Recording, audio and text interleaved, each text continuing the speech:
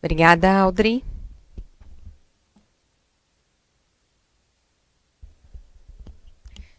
A ideia era apenas fazer uma introdução para o case que a gente vai apresentar aqui com meu colega Daniel, para a gente mostrar o quão é possível impactar na cultura de segurança e trazer melhoria dentro de uma linha cirúrgica.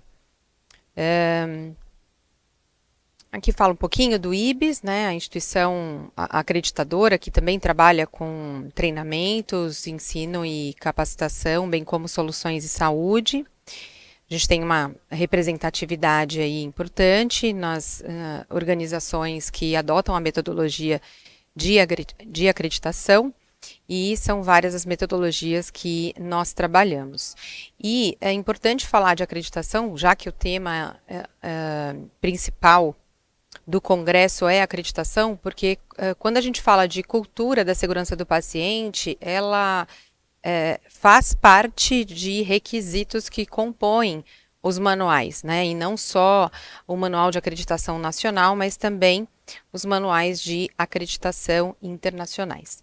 Então, só lembrando que a cultura de segurança, ela é um conceito onde está pautado principalmente na cultura corporativa da organização. Então, é como ela se mostra, como ela se comporta, como as pessoas a reconhecem. E vou até trazer um exemplo fora completamente da saúde para vocês terem ideia quando a gente fala de cultura, né? A gente vai no Starbucks e a gente paga um café lá 5, 6 vezes mais caro que um café normal. Mas por quê?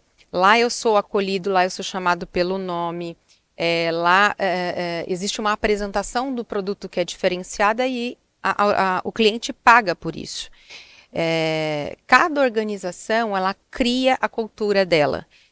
E essa cultura, ela não é simplesmente imposta, mas é uma via de mão dupla.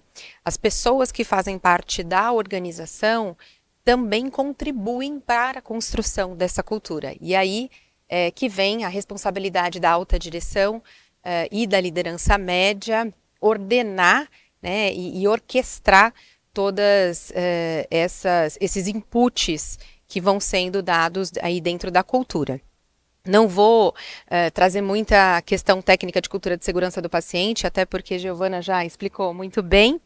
E para eu não ser repetitiva, é importante entender que a cultura de segurança do paciente, ela está dentro da cultura de segurança que está dentro da cultura organizacional. Quando eu dei o exemplo do Starbucks, que é como as pessoas se comportam, como as pessoas veem a empresa, como elas acolhem o cliente, a gente está falando de cultura organizacional.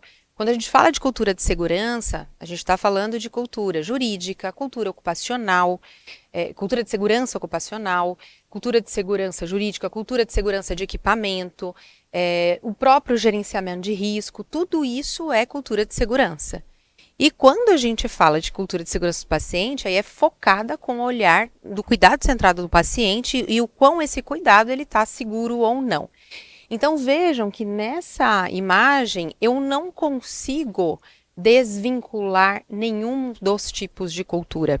Então, para eu garantir que eu tenho uma cultura de segurança forte, né, do paciente, bem estabelecida, que seja bem alicerçada, eu preciso primeiro cuidar da segurança, da cultura organizacional. Então, é o que a gente sempre fala.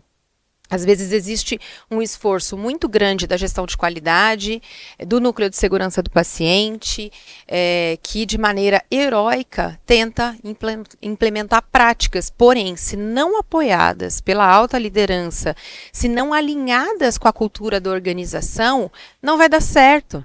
Né? Acho que a Giovana falou aqui um pouco sobre esconder eventos. Qual é a cultura na sua organização? O líder esconde os eventos? Ele deixa o time da hierarquia que está abaixo dele notificar evento? Se todos têm medo de notificar, não dá para falar de cultura de segurança do paciente. Eu preciso primeiro mudar essa cultura organizacional.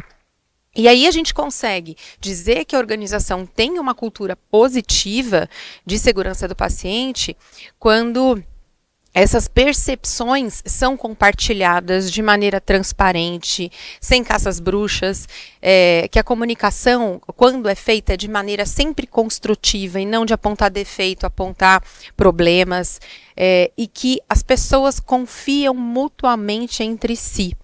A força de trabalho é toda engajada, né, e ciente de que as coisas podem dar errado. A capacidade de reconhecer, de responder, de dar feedback, tudo isso está ligado à cultura de segurança do paciente, mas eu consigo enxergar o quão ela está alicerçada na própria cultura organizacional. E Giovana já falou sobre o quão a mensuração pode ser feita por instrumentos. Eu também posso fazer com grupos focais, comumente não é feito em grupos focais, né, onde eu escolho uma população ou até uma família para fazer entrevista, entender a percepção, ou ainda eu posso fazer essas duas metodologias de maneira combinada. Rapidamente trouxe o instrumento que é mais comumente utilizado, acredito eu, depois Giovana até pode dar uma opinião, visto que, na minha percepção, essa é a ferramenta que é utilizada por ela já estar traduzida, né? A Fiocruz traduziu a ferramenta, adaptou, e ela acaba sendo a escolha de mais de 90% das organizações que já medem a cultura de segurança do paciente. Mas existem outras metodologias que levam em consideração itens semelhantes, com outras particularidades, e inclusive os níveis de maturidade que foram mencionados para que a organização ela tenha uma ideia do quão longe ou perto de um ideal ela deveria estar. A gente ainda tem um benchmarking muito incipiente no Brasil, mas essa ferramenta eu gosto muito porque eu também consigo entender o meu estágio de maturidade para adotar melhorias aí para fomentar a cultura de segurança do paciente.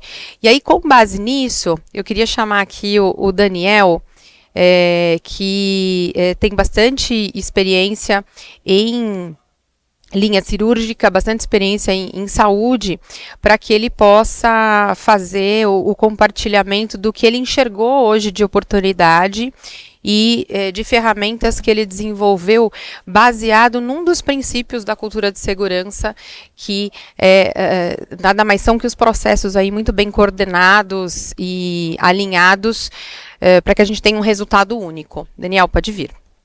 Obrigada.